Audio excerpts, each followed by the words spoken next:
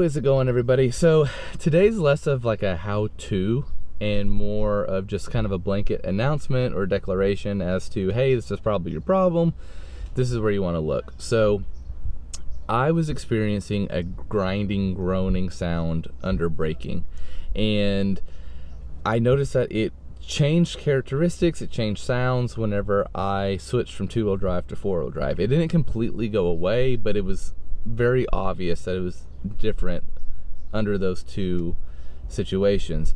And it only happened, say, like 20 to 15 miles per hour down to a stop.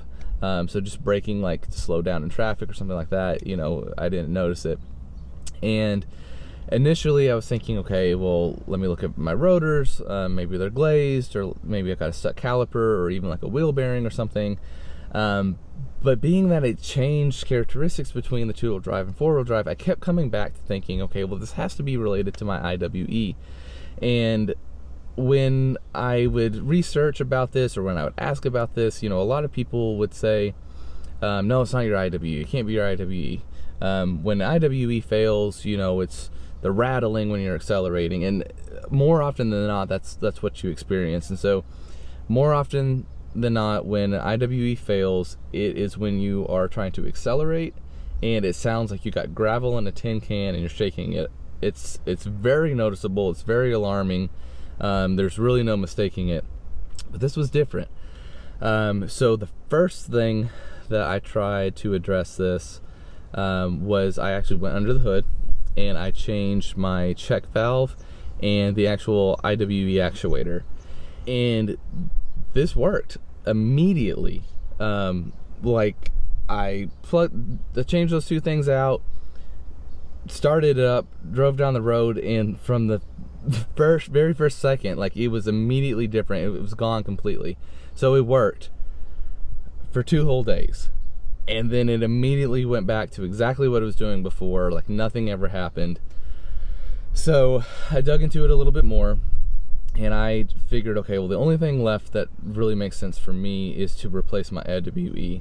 And when I pulled the IWE off, lo and behold, it was broken. It was rattling, it was moving.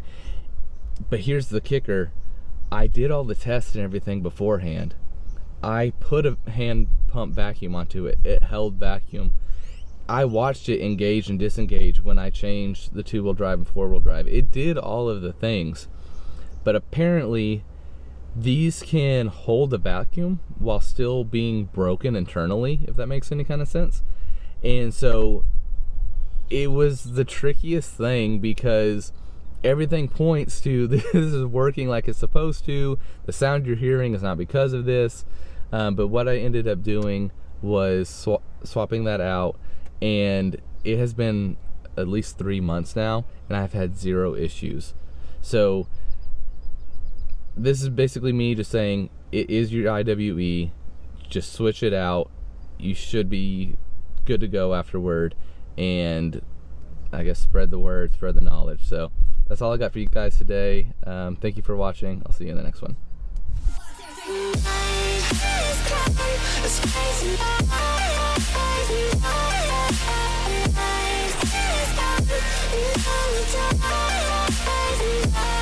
It goes like